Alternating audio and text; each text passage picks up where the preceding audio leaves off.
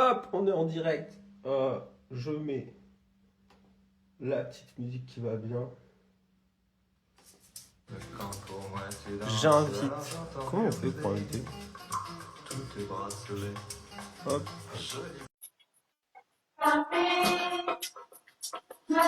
Alors, attends, comment on fait? Tac. C'est quand même fou l'effet Normalement, lancer un direct avec Laetitia. de te voir rouler. Ainsi des yeux et des hanches, si tu fais comme le café. Café merdé. C'est en train de charger, c'est en train de charger. Hein. Sera blanche. On va accueillir Laetitia. Parce que ouais, quand je mets Laetitia... Ah, je crois qu'on est dans un petit... Là. Pourquoi je peux pas l'inviter? Sans philosophie. Coucou! Café. Oh, pourquoi ça marque Laetitia ne peut pas se joindre? On a marre de café. Pourquoi ça bug comme ça? Pour tout oublier.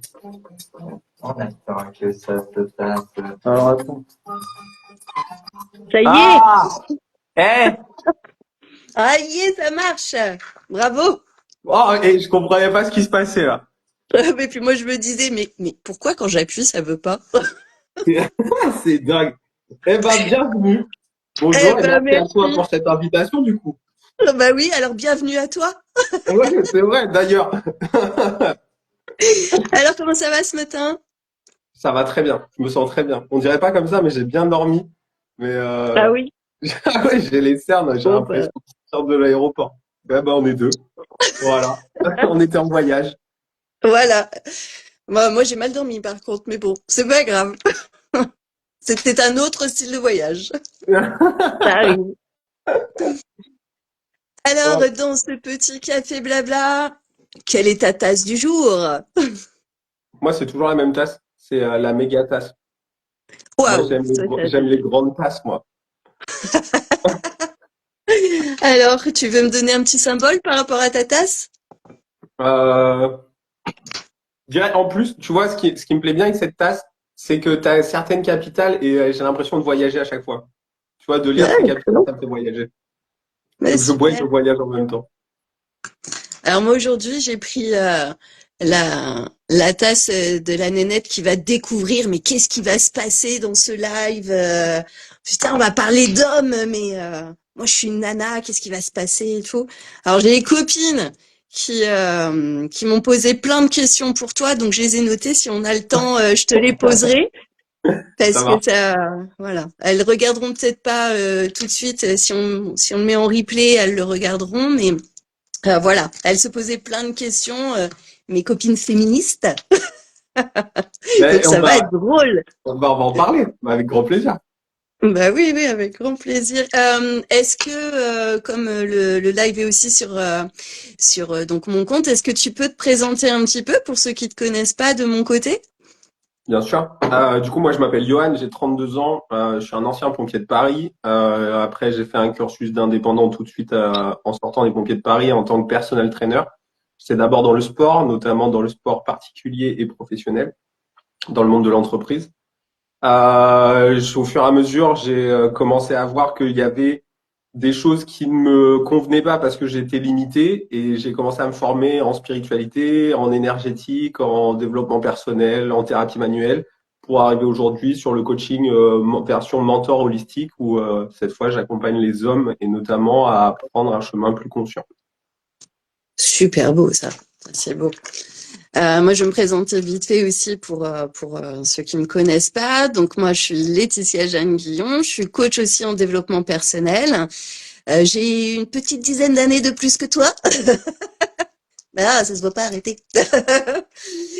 Moi, mon parcours, hein, plutôt classique, les études, et puis à un moment donné, gros événement particulier dans la vie.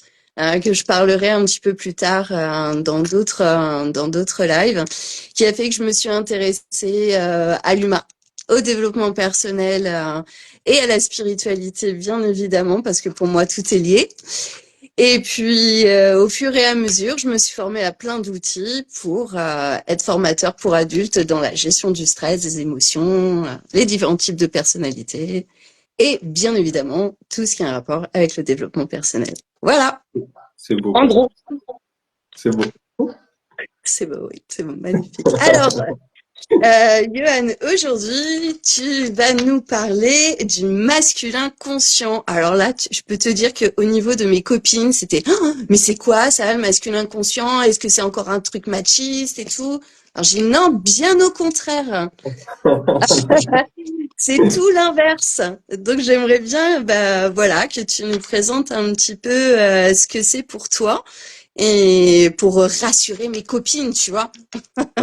Rassurons tes copines alors. Jusqu'à présent, moi, je parlais pas de masculin conscient, je parlais même de masculin sacré, tout comme on entend le féminin sacré. Et je me suis rendu compte au fil du temps que c'était des conneries, c'était du bullshit, parce que dans tous les cas, un homme et une femme, c'est sacré. Donc de dire qu'on se reconnaît à se reconnecter à quelque chose qu'on est déjà, pour moi, ça n'avait pas de sens. Par contre, ce qui faisait du sens pour moi, c'était ce côté conscience, ce côté justement, certains sont dans l'inconscience de qui ils sont, et justement de se reconnecter à cette conscience, c'est d'être capable d'incarner un masculin, notamment quand il s'agit d'un masculin conscient, avec autant d'équilibre entre sa part féminine et sa part masculine. En fait, il n'est pas en train de chercher une virilité à l'extrême, et il est capable lui aussi d'accueillir sa vulnérabilité, d'accueillir ce qu'il ressent et d'être aussi connecté à ce qu'on appelle son intuition, qui est totalement une énergie yin féminine, quoi. Donc en gros, si je comprends bien, c'est tous les hommes à l'intérieur d'eux ont cette espèce de mélange de masculin et de féminin et on part vers une acceptation des deux dans son équilibre intérieur, c'est ça? Exactement. En fait, accepter un masculin conscient, c'est vraiment accepter les deux polarités. Accepter qu'on puisse être autant un homme viril, un homme entreprenant, un homme présent, un homme protecteur, qu'un homme à la fois vulnérable, sensible, qui est capable de parler de ses émotions, qui est capable de parler de ce qu'il ressent, qui est capable de communiquer, qui est capable d'utiliser le jeu et pas le tu qui tue. Pour moi, c'est vraiment cette polarité-là pour avoir cet équilibre. Ça, c'est génial parce que tu es carrément dans l'air du temps, j'ai envie de dire, parce que en ce moment, on parle beaucoup de ça. D'un côté, sur les réseaux, tous ces hommes alpha qui essaient de prendre le dessus en, en refaisant un petit peu l'histoire de la femme soumise. Et puis, de l'autre côté, on a aussi tous ces hommes qui se revendiquent pas forcément féministes, mais qui sont dans cet esprit de voilà exprimer ses émotions, exprimer qui ils sont, qu'ils ont eux aussi le droit, tout en étant respectueux du côté de la femme, du côté féminin. Donc je trouve que tu es carrément dedans là, c'est top ça. Je peux pas faire plus, ouais, c'est clair. Et c'est sûr que là, en ce moment, avec le masculiniste, en fait, pour moi, tous les extrêmes ne sont pas bons. Que ce soit les masculinistes extrémistes et les féministes extrémistes. D'un côté, on dit qu'on n'a pas besoin des femmes, de l'autre côté, on dit qu'on n'a pas besoin des hommes. Pour moi, on rentre dans une guerre de sexe là qui n'a aucun sens et qui ne mène à rien. Qu'il y ait des féministes, je trouve ça totalement cohérent et je trouve ça totalement normal qu'une femme aujourd'hui n'ait pas l'entièreté des droits sur son propre corps. Par exemple, je trouve ça absolument aberrant. Et d'un autre côté, qu'on dise qu'un homme, les hommes en fait sont passés quand on regarde dans l'histoire, des guerriers, des tueurs sanguinaires, des mecs à qui on ne demandait rien d'autre que de tuer, mais sans même se demander pourquoi. Au fur et à mesure, dans l'évolution, on est arrivé là récemment avec les James Bond et tout ça, où l'homme, il peut pas montrer qu'il souffre, il peut pas montrer qu'il pleure.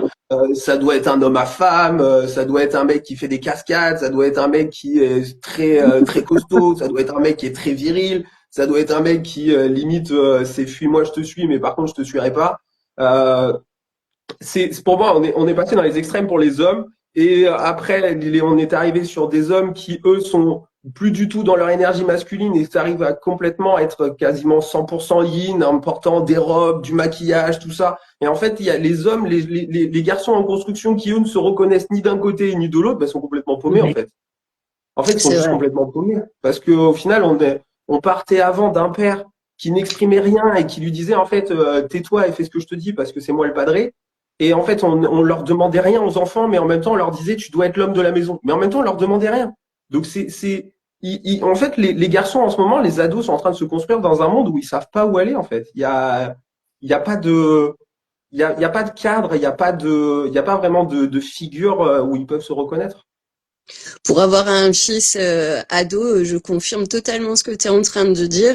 Là, il a fait sa rentrée au collège et je vois le comportement des copains et tout ça. On est vraiment dans un changement, mais dans une recherche de où est-ce que je me place, qui suis-je vraiment. Ça, c'est vrai, je le vois totalement sur mon fils.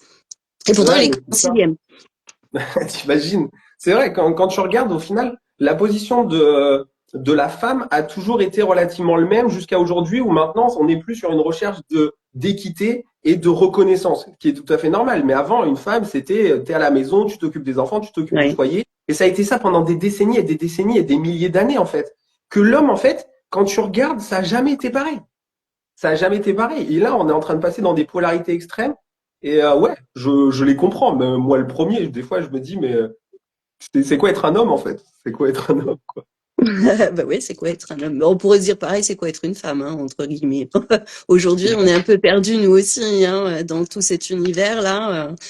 Mais bon, on parle des hommes. On va pas parler des femmes cette fois-ci. On va rester sur le côté homme. Alors toi, t'accompagnes des hommes.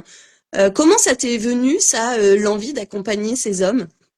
Bah, parce tu m'aurais dit il y a quelques mois que j'accompagnerais des hommes, je t'aurais dit c'est impossible parce que je les supportais pas. Pour moi, Intéressant. un homme était incapable de se remettre en question. Pour moi, un homme, c'était long, c'était puéril, fallait le prendre par la main et fallait lui dire quoi faire. Pour moi, un homme, c'était énergivore et je supportais pas en fait les hommes. Sauf que je me suis rendu compte qu'en fait, c'était pas les hommes que je rejetais à proprement parler, c'était ma masculinité à moi. Donc, je ne me retrouvais pas dans les hommes concrètement. Et c'est vraiment en faisant ce travail où, au bout d'un moment, je me suis dit, mais en fait, c'est pas eux que je rejette, c'est moi que je rejette là. Pourquoi je me rejette en fait? Et c'est vraiment en allant sur ce travail-là pour vraiment à l'intérieur comprendre ce que je rejetais chez l'homme que j'ai compris qu'en fait, mais en fait, c'est là en fait où je peux apporter des choses. C'est vraiment chez l'homme en fait. C'est excellent parce que du coup, tu parles d'un travail que tu as commencé sur toi pour après aller vers les autres. Est-ce que quand tu accompagnes ces hommes, ça te fait travailler encore plus aussi sur toi? Ben, bien sûr, en fait, c'est ça qui est extraordinaire avec notamment ce mentoring, c'est que tu as un effet miroir en permanence parce que les hommes que j'accompagne, au final, sont pas si éloignés de la vie que j'ai eue moi, en fait. Donc, en fait, ils m'apportent aussi des mots différents, ils m'apportent des angles différents, ils m'apportent, en fait, une forme que je n'ai pas eue. Moi, on a quasiment le même fond, en fait, dans les hommes qu'on accompagne. À chaque fois, c'est comme si on avait le même tronc, mais chacun a son histoire après autour de ce tronc, quoi. Et en fait, ça te permet, toi, à chaque fois, de te dire, OK. Et en fait, tu montes avec eux, en fait. C'est ça qui est extraordinaire. Et vous parlez de quoi, en gros? Vous parlez de toutes vos blessures ou tu les aides à trouver des solutions? Comment ça se passe? Concrètement, ça va être une recherche de déjà s'accepter soi. S'accepter soi, c'est être capable de se reconnecter à son cœur. Tu vois, la plupart des hommes, en fait, sont coupés ici, là, et ne ressentent strictement rien. Et ils le disent clairement, moi, je ressens pas d'émotions, j'ai pas mal. Mais en même temps, quand on ressent pas d'émotions désagréables, on ressent pas non plus les émotions agréables. Et ça fait des hommes qui sont relativement constants, mais avec des pics extrêmes de colère, avec des pics d'émotions, parce qu'au bout d'un moment, la soupape, elle est tellement pleine que bah, il faut que ça Ouais. sorte. Et donc, c'est vraiment de les reconnecter en fait à leur sens en fait par une question déjà toute bête, c'est pas comment ça va, mais comment tu te sens. Parce que le comment tu te Mm. sens t'oblige à redescendre. Et ça fait beaucoup d'hommes au début les challenges, le comment tu te sens. Ils sont habitués à répondre oui bah ça va, merci, on s'en fout et toi quoi. Et Ouais. ça part vraiment de ça en fait. Ça part vraiment de ok redescends qui tu es et le fonctionnement que tu as là aujourd'hui est basé sur des traumas, des croyances que tu as par rapport au modèle avec lequel tu t'es construit en fait. Quel est ce modèle avec lequel tu t'es construit et est-ce que ce modèle avec lequel tu t'es construit est vraiment le tien en fait? C'est hyper intéressant. Donc en fait, tous ces hommes qui ont été blessés, tout ça, ne sont plus en connexion avec leurs propres émotions, avec leur corps, et toi, tu les invites donc à retourner à l'intérieur. Mais je trouve que même en tant qu'être humain, c'est pas toujours évident, ça. Moi aussi, je le fais en coaching, mais je le vois que aujourd'hui, les personnes commencent à s'interroger sur vraiment le ressenti du corps, mais ça vient par petites doses, hein. On n'en est pas encore à l'ouverture totale de l'écoute de soi-même. Et je trouve que c'est encore plus compliqué pour un homme, comme tu disais, de par son parcours, ses croyances, ses traumas, tout ça, comment il a été élevé. On demande beaucoup de choses à un homme quand on lui dit va chercher tes émotions, va chercher ce que tu ressens. C'est beaucoup plus difficile que pour une femme, de mon point de vue. De mon point de vue. Complètement. Quoique c'est assez compliqué aussi pour certaines femmes, hein, je dis pas le contraire. Bien sûr, mais en fait, le truc, c'est que d'aller se connecter à ses émotions, ça demande aussi d'être connecté à sa part yin, sa part féminine. Et que ce soit un homme ou une femme, certaines personnes ne sont pas du tout connectées à cette part-là, sont dans le yang, sont des personnes qui sont des bulldozers, qu'il faut avancer, on ne se pose même pas la question, on avance, on avance, on avance. Mais sauf que quand t'avances, à aucun moment tu te dis, OK, mais comment je me sens, quoi. À aucun moment tu te poses, en fait. Oui. Donc, ce travail-là, oui, c'est bien sûr qu'on parle des hommes, mais on peut aussi bien parler des femmes. C'est vraiment cette question de polarité à chaque fois, d'équilibre, quoi. Et l'équilibre, hein, ça c'est un grand mot, comme équilibre et lâcher prise, ce sont des mots qui sont assez compliqués à comprendre pour l'être humain.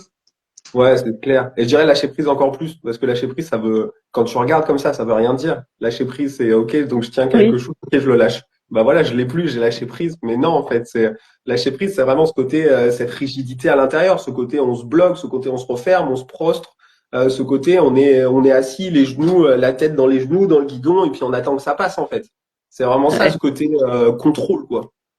Oui, le contrôle. Mais de toute façon, on nous invite depuis tout petit à être dans le contrôle. Alors, c'est pas évident d'aller vers autre chose. C'est clair.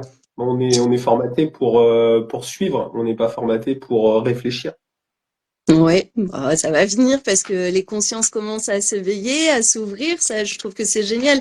Il en faut des personnes comme toi ou d'autres encore qui sont dans justement l'expression de l'être en lui-même, retourner un petit peu à qui il est à l'origine. Et je parle pas de l'origine historique, hein, je parle vraiment de l'origine intérieure. Tout ça. Donc je trouve ça extra qu'il y ait des hommes qui se mettent au développement personnel. Non mais réellement, parce que quand on regarde un peu l'ensemble des personnes qui travaillent sur l'être humain entre guillemets, c'est beaucoup plus féminin. Alors je parle pas des médecins, hein, attention. Ouais, Je ouais. parle vraiment dans le côté soit spirituel, soit émotionnel, développement et tout ça. On voit beaucoup de femmes et maintenant, hop, de temps en temps, on voit quelques hommes qui se rajoutent. Et moi, je trouve ça génial. Et il en faut encore plus des Ouais, je personnes suis comme ça. d'accord. Je suis d'accord, on a Alors, vraiment besoin de trouver ça, ouais. est-ce que tu penses que les personnes se mettent à aller vers la découverte de soi parce qu'il y a eu un élément perturbateur ou un élément déclencheur qui a fait que dans leur vie, est-ce que tu penses qu'il faut obligatoirement vivre quelque chose de fort pour aller chercher un peu plus loin quelque chose en soi, quoi, une solution en soi? En fait, je pense que tu as deux types de profils. Enfin, trois types de profils. Tu as celui qui se remettra jamais en question et qui, de toute manière, n'est pas là pour se remettre en question et qui va vivre sa vie telle qu'il est en train de la vivre sans se demander s'il est heureux ou pas heureux. Voilà, il y a ce profil-là. Il y a le profil après qui va commencer à se remettre en question parce que, en fait, on lui a mis un ultimatum. Par exemple, les hommes en couple, c'est régulier, c'est régulier que j'entends. Ma femme m'a dit, en fait, que si je me remets pas en question et si je travaille pas sur moi, concrètement, on se sépare. Ce Hmm, profil-là, enfin, faut être tout à fait honnête, ça mènera nulle part. Parce qu'il le fait pas pour lui, il le fait dans l'optique de sauver son couple. Mais il le fait bien sûr. absolument pas pour lui. Donc ça fonctionnera pas. Et après, il y a le profil de celui qui va se remettre en question, qui va, au-delà de se remettre en question, qui va commencer à se poser, respirer, se dire, OK, est-ce que ma vie actuelle me convient? Et je pense que pour en arriver à cette question-là, on a besoin de vivre des choses. Si tu vis pas des choses, si tu vis pas des expériences, et peu importe la graduation, j'entends souvent, oui, mais toi, tu as vécu ça, moi, j'ai pas vécu ça. En fait, il n'y a pas de graduation dans l'échelle de la douleur, il n'y a pas de graduation dans l'échelle de tu as vécu un truc pire que moi ou quoi que ce soit. Parce qu'on a tous notre sensibilité, en fait. Chacun ne réagira pas de la même façon à un deuil, chacun ne réagira pas de la même façon à une rupture ou à une maladie ou je ne sais quoi. Mais je pense clairement qu'on a besoin d'avoir vécu quelque chose et des expériences pour comprendre, en fait, c'est un petit peu le même principe que comment on peut savoir qu'on est un être extraordinaire si on ne sait pas qu'on est un gros connard, en fait. Comment on peut savoir qu'on est quelqu'un de généreux si on ne sait pas qu'on est un gros radin égoïste? C'est impossible. En fait, pour connaître le chaud, on a besoin de connaître le froid. Pour connaître la Tout gauche, à on a fait. besoin d'être allé à droite. Donc oui, on a besoin d'avoir connu ces montagnes russes émotionnelles, je dirais, ces montagnes russes d'expérience pour se dire, OK, quand j'étais là, je me sentais comme ça. Quand j'étais là, je me sentais comme ça. OK, comment je me sens en fait aujourd'hui dans ma vie, quoi. Ouais. Et toi, comment tu te sens aujourd'hui dans ta vie? Léger, léger, c'est le mot qui vient direct, tu vois, léger. C'est vraiment ça en fait maintenant. Parce qu'au final, tu vois, les gens, quand ils commencent à avancer sur eux, ils se disent, OK, je vais guérir. Ça, c'est le truc à la mode, ça. Je vais guérir. C'est genre, t'es malade, et d'un coup, tu vas prendre le médicament de l'introspection, tu vas te poser 3 questions, et hop, t'es guéri. Mais c'est des conneries, parce qu'en fait, toute ta vie, tu ressentiras des émotions agréables, désagréables. Quand on regarde un électrocardiogramme, la courbe de la vie, ça monte, ça descend, ça monte, ça descend, en fait. C'est la vie. Par contre, tu apprends à surfer sur ces vagues, tu apprends à comprendre quand tu es en train de descendre, pourquoi tu es en train de descendre, du coup, d'accueillir cette période, de comprendre cette période, d'aller relâcher cette période, d'aller relâcher toutes ces tensions, toute cette crispation que tu ressens. Et donc, ça te permet de remonter et ainsi de suite, en fait. Tu comprends simplement le processus de la vie et du coup, tu es davantage conscient pour suivre cette vie et pas là, prendre les vagues en pleine tronche toute ta vie, quoi. Ouais, les choses qu'on nous a pas appris depuis tout petit, hein. Et ça, c'est vrai que Tout apprendre à fait. à surfer sur la vague ou se la prendre en face, on voit bien ce qu'on nous a appris plus jeune, hein. Et toi, dans ton parcours, tu as vécu donc en effet des choses qui ont été assez fortes. Est-ce que c'est juste, on m'a demandé un petit clin d'œil, donc je sais pas si tu serais OK. Est-ce que tu pourrais parler un petit peu du harcèlement et tout ça que tu as vécu quand tu étais plus jeune? Bien sûr, ouais. En fait, déjà, quand j'étais môme, moi, je suis né dans les Alpes. Donc j'habitais dans les Alpes, j'allais skier, je partais à l'école le matin, j'avais mes skis, enfin c'était extraordinaire.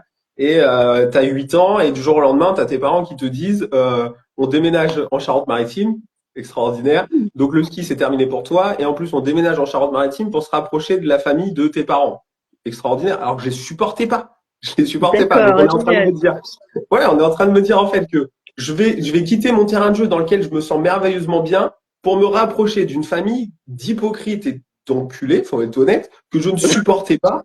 Donc là, le gamin de 8 ans à l'intérieur, fracassé. Enfin, je me suis fermé total. Et en fait, je suis arrivé dans un monde où moi, ce qui me faisait plaisir, c'était la montagne, c'était aller skier, c'était aller randonner, c'était aller faire de la varap, enfin, c'était tout ce domaine de la montagne. Et du jour au lendemain, on me dit, OK, trouve un sport, fais-toi des copains dans un endroit où tout est plat, où t'as pas envie d'être. Ah ouais. Ah oui, le Ça a été un changement. carnage. Bah ouais, ça a Ouais. été un carnage. Donc bah, j'ai commencé à mettre le truc à la mode, c'est le foot. Tu te dis qu'un gamin, bah, il fait du foot, comme ça, bah, il voit du monde. Donc j'ai commencé à faire du foot alors que je supportais pas ça. Je détestais ça. Mais c'est ce que faisait tout le monde, en fait, dans la cour de récré. Tous les mecs, ils jouaient au foot. Donc si tu te dis, bah, t'as 8 ans, tu veux t'intégrer, tu veux te faire des copains, bah, tu vas jouer au foot, quoi. Je joue au foot. Voilà, tu joues au foot, sauf que, bah, ça m'excitait pas. Et rien que de le dire encore, ça m'excite pas. Donc, bah, je me suis construit, en fait, en faisant des choses qui n'étaient pas du tout alignées avec qui j'étais quand j'étais môme, et je faisais les choses pour ne pas être rejeté et pour essayer qu'on m'accepte. Donc, au final, cette tension-là, elle s'est sentie, en fait. Donc, j'ai jamais vraiment été intégré à des groupes. J'ai jamais, même quand j'étais intégré à des groupes, j'étais toujours celui, tu sais, qui était derrière, qui suivait. Et genre, mais faites, attendez-moi, je suis là, je suis là, je suis là. Et au final, bah, c'était quand il fallait en taper un, bah, c'était toujours moi. Au foot, j'étais toujours celui qui était sur le banc et qui rentrait en tant que remplaçant après. Donc tu vois, ça a été tout ce Ouais. processus-là qui fait qu'en plus, j'étais relativement petit, jeune, je crois que je faisais 1,50 m jusqu'à ma quatrième. Et bah, j'avais le même poids, donc je faisais 1,50 m, 70 kg, tu vois. Et du jour au lendemain, pouf, j'ai pris mes plus de 20 centimètres. Mais ouais, tu vois, j'étais en décalage avec tout le monde. Puis après, tu rajoutes le fait que mon père, moi, mon père, il m'accompagnait pas à mes activités extrascolaires, il m'accompagnait pas au foot, il faisait rien. Il m'amenait, il me déposait, il repartait. Et puis pendant ce temps-là, tu avais tous les copains et ils avaient tous leurs parents qui étaient là, les papas Mmh. qui étaient là en train de les motiver, de les machins, les trucs. Donc ça créait vu tous les papas qui se connaissaient. Donc eux, bah, ils se voyaient régulièrement. Moi, j'étais celui qui habitait en plus à la campagne, un peu excentré. Donc tu vois, ça a créé des conflits Ah au ouais. fur et à mesure, qui fait que bah, toute ma scolarité où je les ai suivis, au final, bah c'était pas, il y avait rien de sain en fait. Et alors du coup, tu penses que tu as un petit peu créé cet environnement de par l'environnement que tu avais autour de toi? Ouais, ben, en fait, c'est comme tout. En fait, quand tu commences à prendre du recul, tu sais que ce que tu vis n'est pas un hasard et ce que tu vis, c'est toi qui le Bien crée. sûr. En fait. Enfin, clairement, Ouais. c'est moi qui le crée. De base, j'avais pas envie d'être là, donc bah, je me retrouvais dans un groupe où j'avais pas envie d'être. Tu vois. Donc au final, bah, tu peux pas être accepté dans un groupe où de base t'as pas envie d'être et où de base t'as pas envie d'être dans cette région en fait. Donc ouais, en fait, j'allais.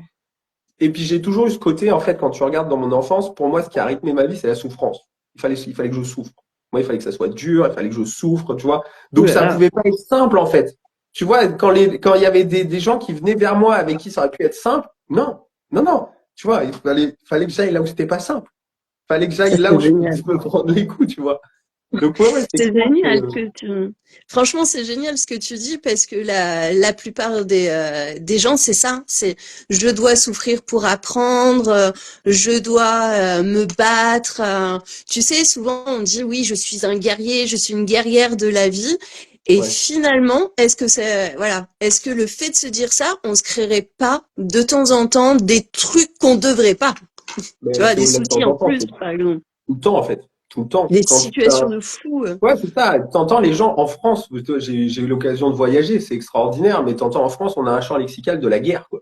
Genre, c'est dur, c'est compliqué, je dois me Oui. battre, je dois souffrir. Enfin, on a un champ lexical où, en gros, on se dit, bah, je dois souffrir, quoi. Tu vas dans d'autres pays, c'est beaucoup plus, enfin, c'est détendu. Tu te dis pas, c'est compliqué, tu les entends pas dire, c'est dur, tu les entends pas dire, je vais au combat, tu les entends pas dire, enfin, nous, on a un truc où c'est la guerre. Ouais, c'est vrai.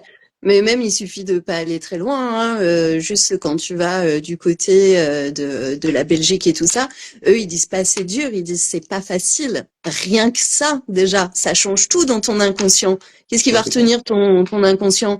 Le mot facile, le mot pas, pff, il va le mettre de côté. Donc finalement, le problème qui est devant, c'est plus un problème, c'est juste une solution à trouver. Et Ah, mais c'est c'est tout à clair. fait juste, hein. En France, on est très dans le truc, voilà.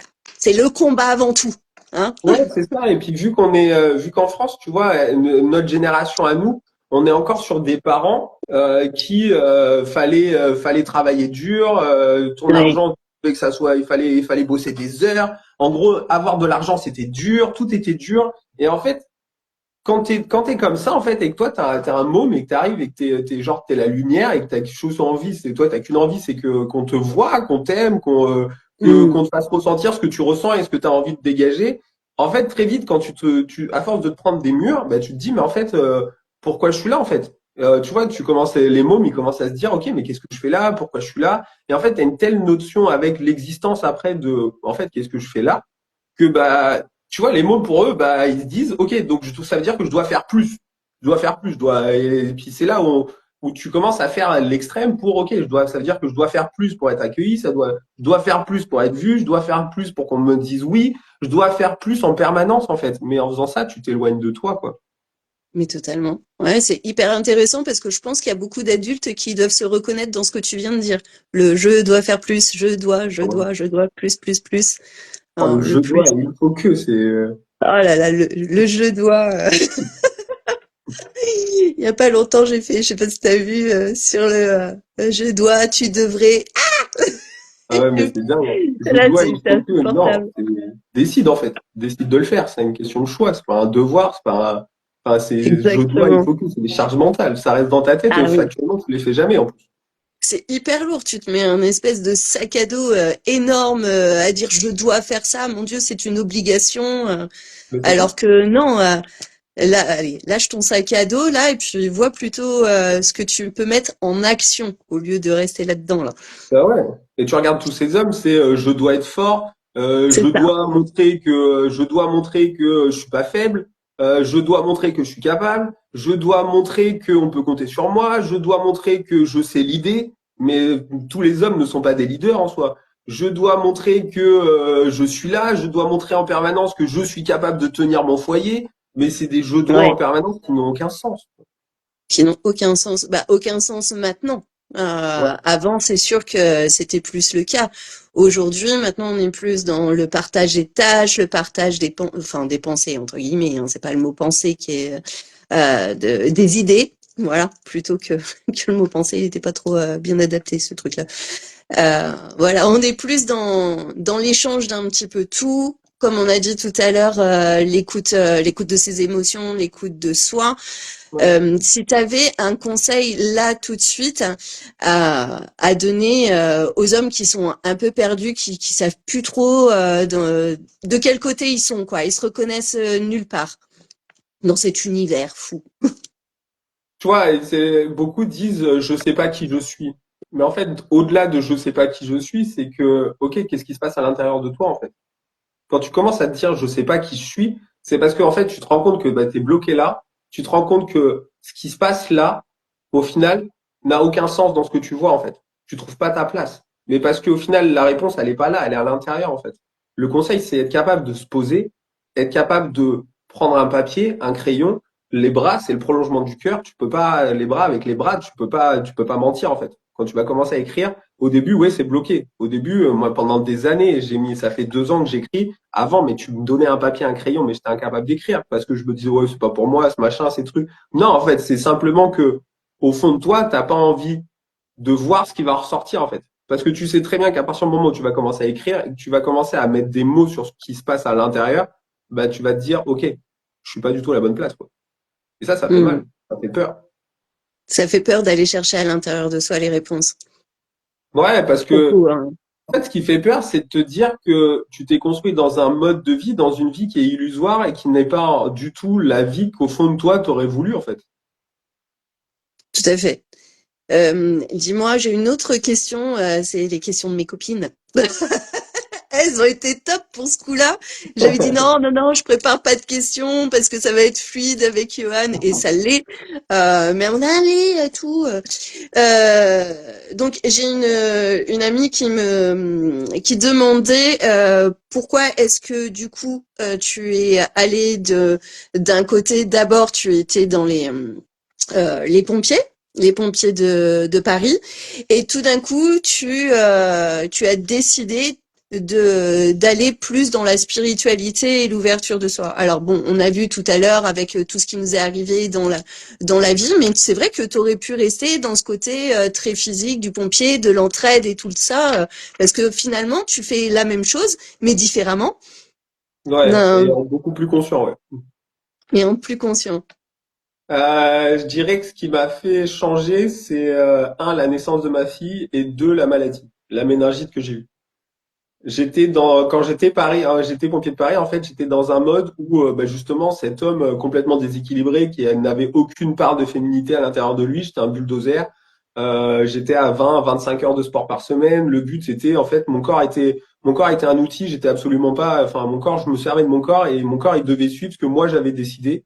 À cette époque-là, je pouvais masser des personnes, je pouvais voir des personnes qui sautaient d'une fenêtre et tout ça, ça me faisait ni chaud ni froid en fait.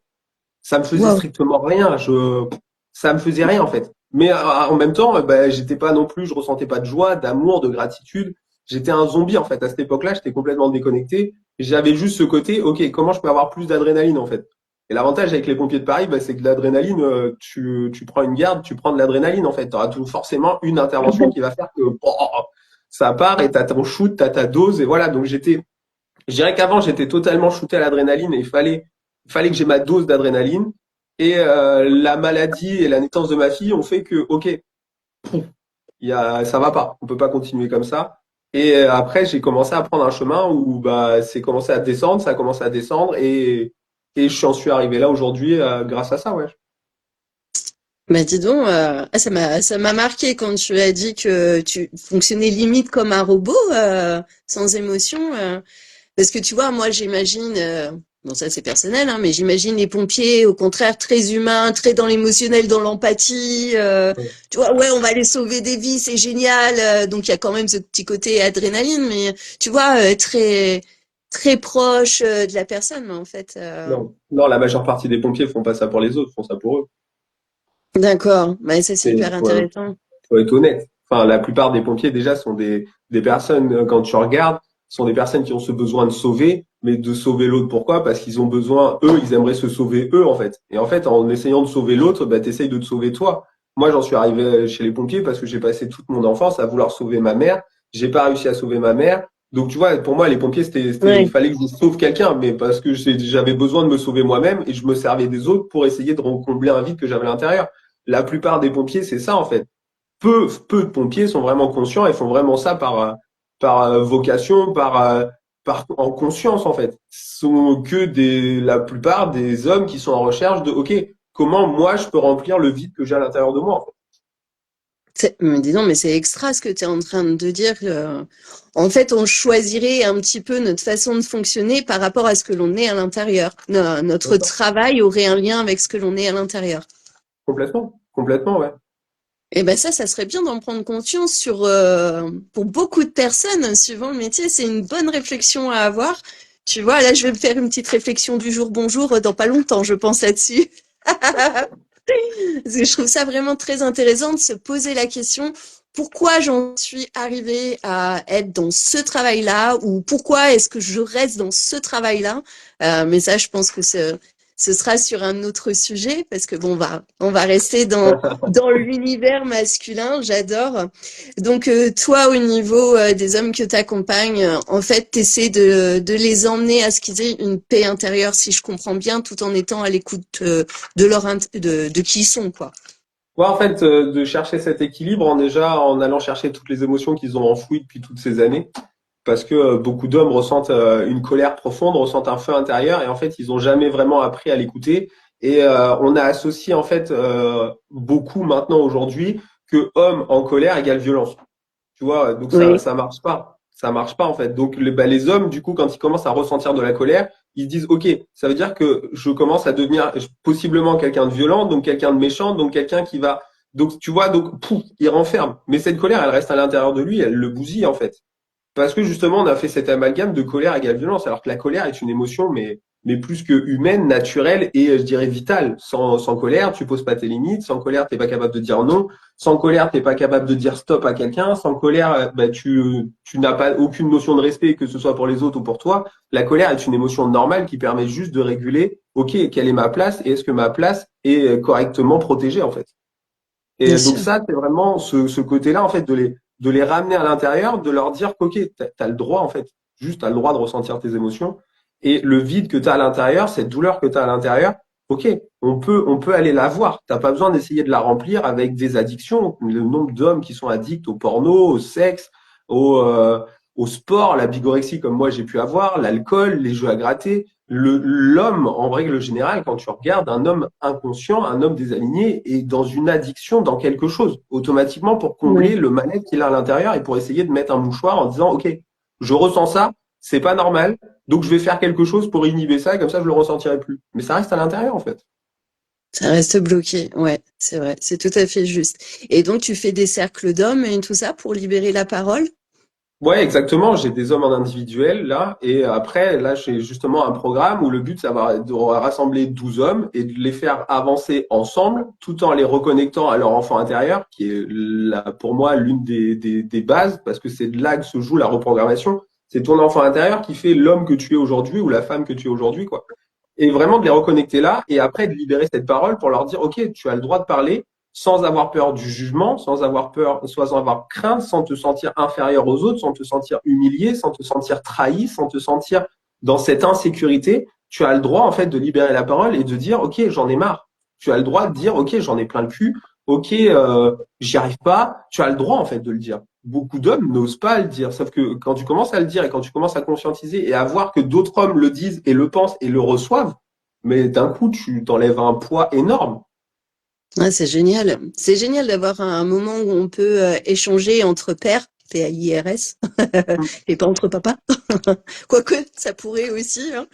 C'est vrai que ça fait énormément de bien parce qu'on en voit beaucoup hein, des cercles de femmes, mais très peu des cercles d'hommes. Enfin, je parle aux alentours de La Rochelle.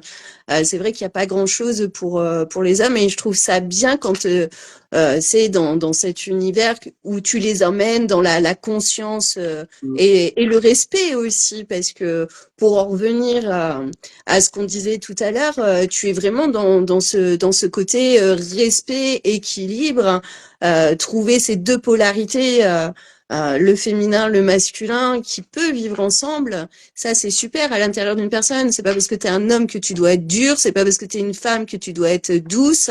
Non, tu as le droit d'être les deux On est Notamment, les là, on deux. parle des hommes, mais c'est même un devoir d'être les deux pour soi, Bah oui, finalement, pour se sentir bien. bien sûr. Si t'es trop dur, c'est que t'es trop dans la polarité yang. Si t'es trop douce, c'est que t'es trop dans la polarité yin, en fait. On est les deux, en fait. On est les deux, comme je te disais tout à l'heure, que pour savoir qu'on est extraordinaire, on doit être des gros connards. Enfin, tu vois, personne, tu vois, quand j'entends les gens me dire, par exemple, moi, ce que je recherche dans la vie, c'est le bonheur. Mais ça veut rien dire, en fait. Ah, Parce ça que veut rien dire. ça veut dire que tu cherches un monde illusoire où il y a que le bonheur qui existe. Donc, ça veut dire que pour toi, quand tu l'auras atteint, tu ressentiras plus d'émotions désagréables. Mais ce qui est impossible. Donc, ça veut dire que euh, le jour où tu auras eu la sensation de toucher ça, cette illusion du bonheur, à la première émotion désagréable, c'est quoi après? C'est dépression, burn-out, suicide. Enfin, qu'est-ce qui se passe après? Tout Parce à qu'au final, fait. tu es arrivé dans un stade où bah, qui n'existe pas en fait. C'est génial ce que tu es en train de dire parce que c'est vrai qu'on rencontre beaucoup de personnes. Quelle est votre recherche? Moi, mon objectif, c'est d'être heureux. Oui, mais alors ça veut tout et rien dire. Ah ouais. C'est quoi être heureux pour toi? Comment tu le définis? Qu'est-ce qui va te rendre heureux? Quelles sont les choses que tu mets en action pour aller vers ce bonheur? Et quand tu l'auras atteint, qu'est-ce que ça va faire? Ouais, Ouais, c'est ça. exactement. C'est ça. Est-ce que il y a En fait, c'est plein de toute questions à se préparation. poser Ben là-dessus. ouais. Toutes ces personnes qui se disent, moi, mon rêve, c'est d'avoir une famille, une maison. Et en fait, quand tu fais la liste, tu te dis, OK, ben en fait, il n'y a rien d'inatteignable. Donc, ça veut dire que le jour où tu as atteint ça, ben, bah voilà, mais c'est l'existence, mais c'est le vide extrême, là. C'est le vide extrême parce que ça veut dire qu'en fait, t'es connecté à rien, juste à du matériel en plus. Oui, oui, oui, c'est vrai. Se rendre compte tous les jours des petits bonheurs que l'on a, peut-être que c'est une solution Ah, mais de, clairement.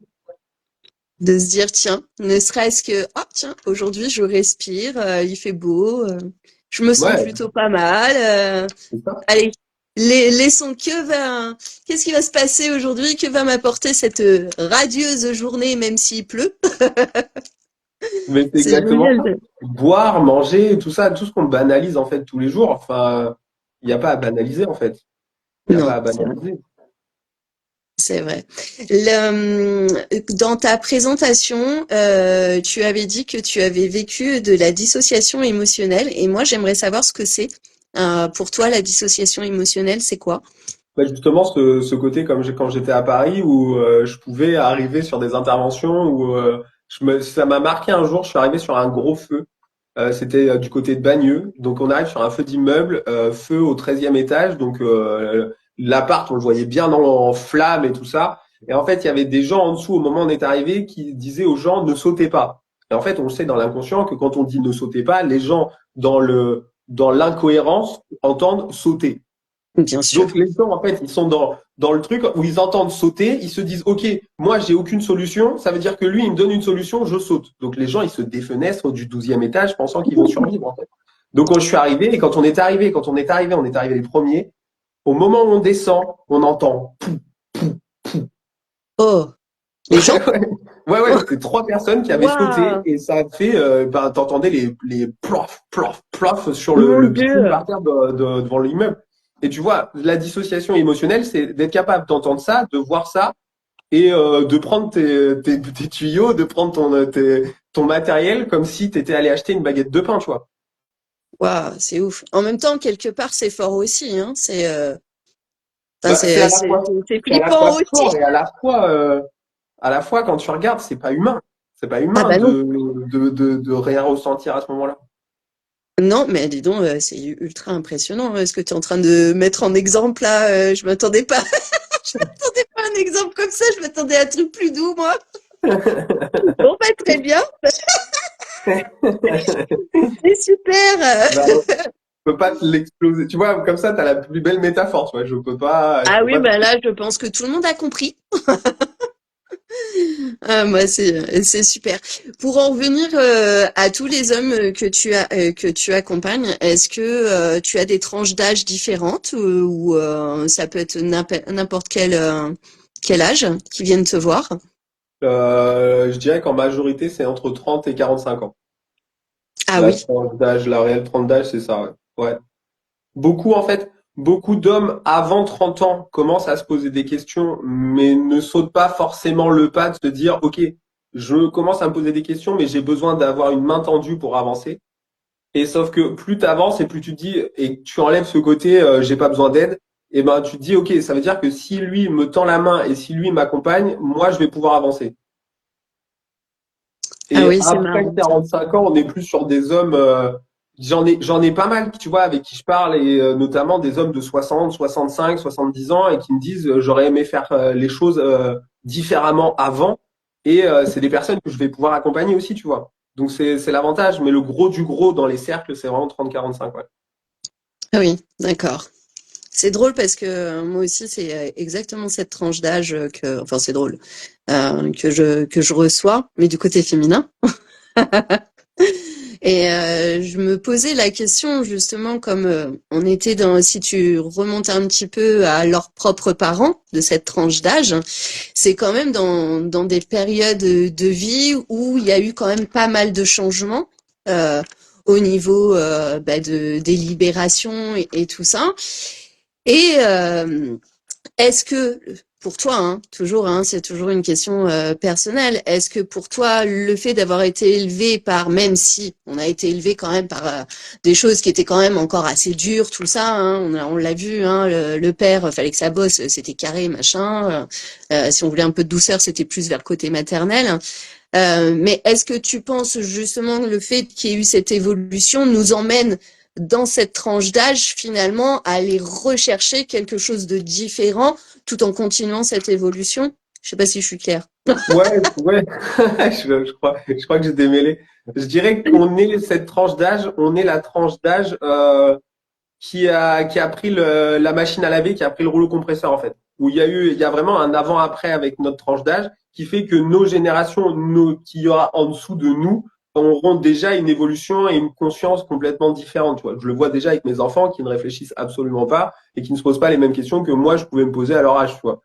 Donc Ah, je mais pense tout à vraiment que fait. tu cette tranche d'âge qui est là en ce moment la conséquence de toute l'évolution qu'il y a eu sur ces 100 dernières années qui fait qu'il y a eu un tel raz-de-marée qui fait que là, on est sur une tranche d'âge qui est paumée, complètement paumée, où avant, on suivait des dictats, maintenant, on suit plus les dictats, maintenant, on sait plus trop quoi suivre. Maintenant, en fait, chacun essaye de prendre sa place, chacun essaye de montrer que sa position est la plus belle, chacun essaye de dire que sa religion est meilleure que les autres, chacun essaye de dire que son groupe est meilleur que les autres, que son truc est meilleur. Et en fait, on se retrouve dans un bordel où chacun, en fait, est paumé.